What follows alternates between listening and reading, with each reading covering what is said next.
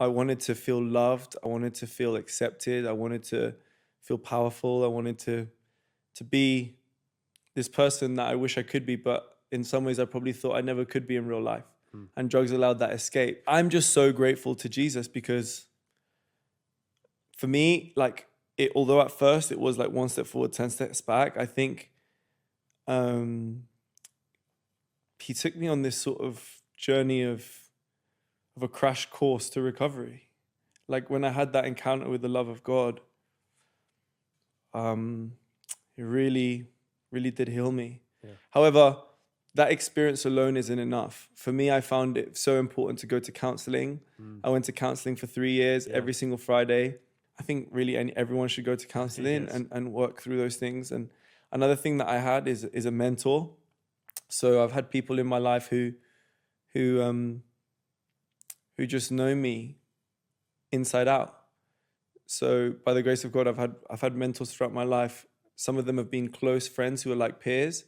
Others have been men who have lived longer than me and are further ahead of me with families and things. And one of the things I've always found so helpful is that a road to recovery, whether you're in drugs or anything in life, is to have people who know you, but not just can know you, but really know you. Like know all those mistakes in your life, know all the sin in your life, know everything that's going on, because sin and shame and relapse all takes place when things are hidden. Yes, that stuff it loves secrecy and darkness. Yeah. So the more that stuff's hidden, the more powerful it becomes, because shame becomes more powerful. And then the harder and harder it is to tell anyone about it, because you'll think, oh, I haven't told anyone all these years. Now it's going to be too hard to unpack it all.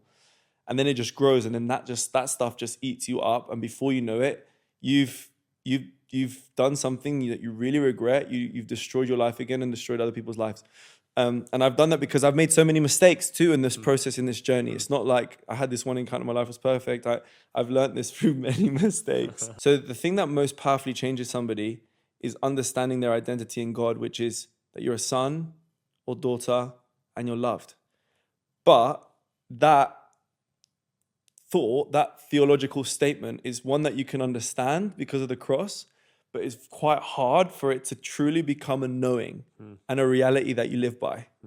And I think that process from head to heart is the work. Yeah.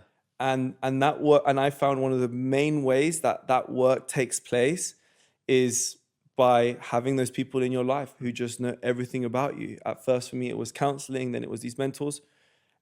Because if you have people that know everything about you and still love you, the lie that you're not loved, the lie that you're still the same person you used to be, can't take root. Yeah. It can only take root when you're living in secrecy and when you're doing things and keeping it hidden. Because the lie tells you, see, if people knew this about you, they wouldn't love you.